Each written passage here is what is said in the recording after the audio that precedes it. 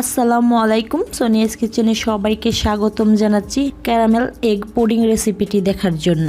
আমি চেষ্টা করেছি খুবই অল্প সময় মাত্র 3টি উপকরণ দিয়ে কিভাবে এই ক্যারামেল এগ পুডিং রেসিপিটি তৈরি করা যায় সেটা আপনাদের সাথে শেয়ার করার জন্য। আর এই ক্যারামেল পুডিং তৈরি করতে গেলে অনেকেরই কমপ্লেন থাকে যে ক্যারামেলটা বেশি পুড়ে যায়, আর তা না হলে পুডিংটা ভালোভাবে জমাট বাঁধে না। আর এরকম সমস্যাতে যাতে পড়তে না হয় তাই কতটুক দুধে কতটা ডিম আর কতটুক সময় ধরে রান্না করতে হবে সবগুলো স্টেপ বাই স্টেপ আমি আপনাদেরকে বলে দেব। তাই কোনো একটি উপকরণ যাতে মিস না হয়ে যায় তাই ভিডিওটি না টেনে পুরোটা দেখার অনুরোধ রইল। চলুন তাহলে ক্যারামেল পুডিং তৈরি করে নেওয়া যাক।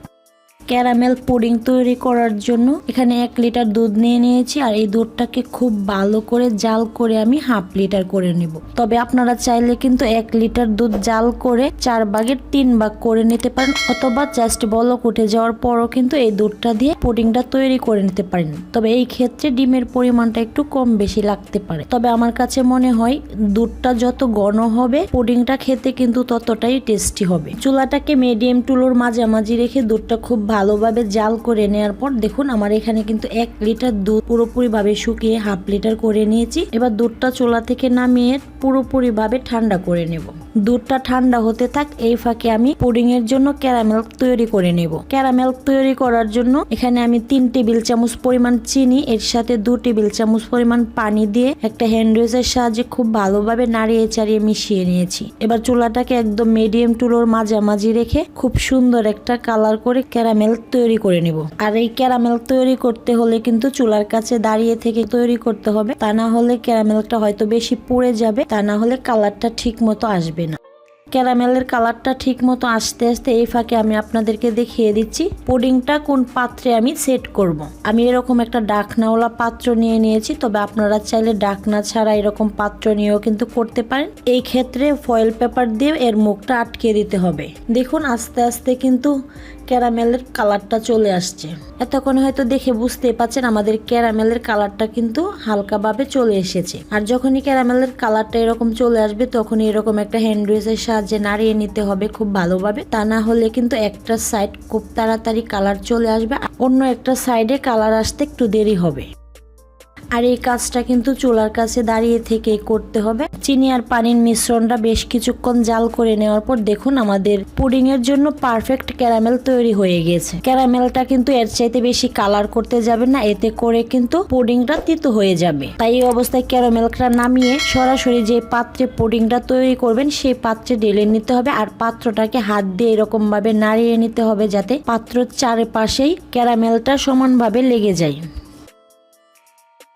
দেখুন আমাদের ক্যারামেল কিন্তু খুব ভালোভাবে সেট হয়ে গিয়েছে। এরকম ভাবে হাত দিয়ে ধরার পর কিন্তু আমার হাতের আঙুলে লেগে আসছে না, এর মানে আমাদের ক্যারামেলটা খুব ভালোভাবে সেট হয়ে গিয়েছে। এবার এই বাটিটাকে এক সাইডে রেখে আমি বাকি প্রসেসটা করে নেব।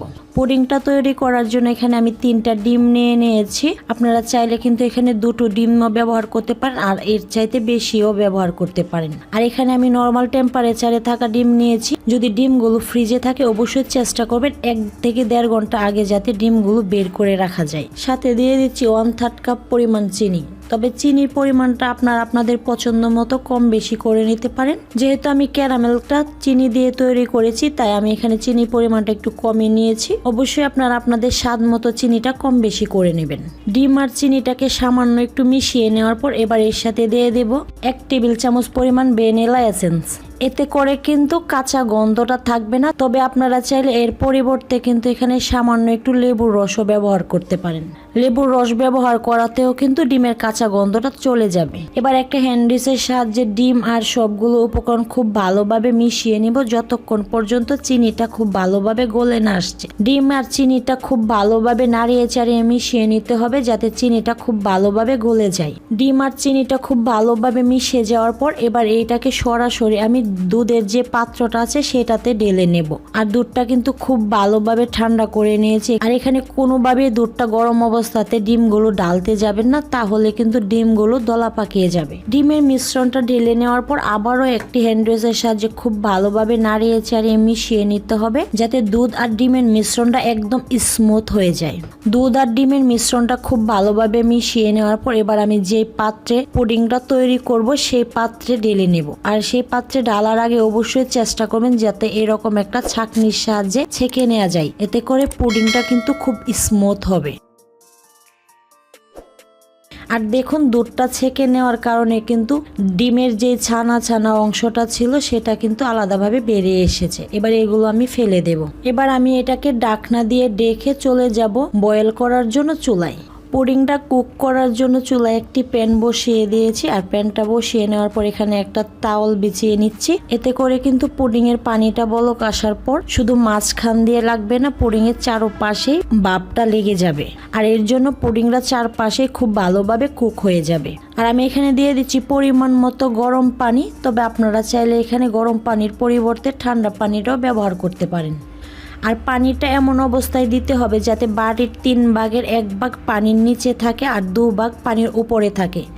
আর এর চাইতে বেশি পানি দিতে গেলে কিন্তু পানিটা যখন বলক আসবে ওই সময় পানিটা বাটির ভিতরে চলে যেতে পারে। এবার এই পাত্রটাকে আমি ঢাকনা দিয়ে ঢেকে নেব। অবশ্যই চেষ্টা করবেন এরকম একটা ঢাকনা দিয়ে ঢেকে দেওয়ার, যে ঢাকনাটা দিয়ে ঢাকার পর এর থেকে হাওয়াটা বেরিয়ে না আসে। আমার ঢাকনাতে সামান্য একটু ছিদ্র আছে, এই ছিদ্রটাও আমি টিস্যু দিয়ে বন্ধ করে দিচ্ছি। চুলাটাকে মিডিয়াম হিটে দিয়ে প্রায় 20 মিনিট রান্না করে নেওয়ার পর পুডিংটা কীরকম হয়েছে সেটা আমি চেক করে নেব। এরকম একটা কাঠির সাহায্যে আমি চেক করে নিচ্ছি।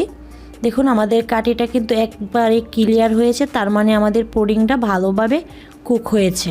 আমাদের পাত্রটা বড় ছিল তাই এখানে 20 থেকে 22 মিনিট সময় লেগেছে।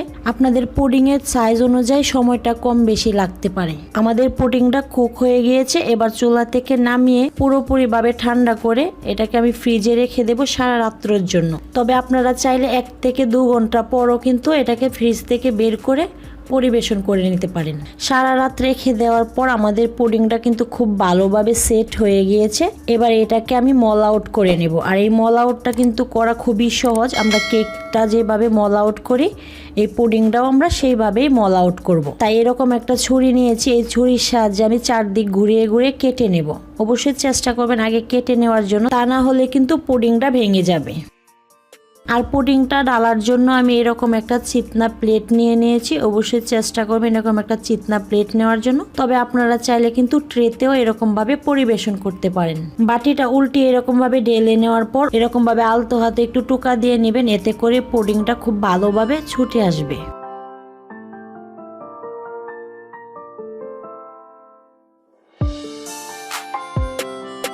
মাশাআল্লাহ আমাদের পুডিংটা কিন্তু খুবই সুন্দর হয়েছে।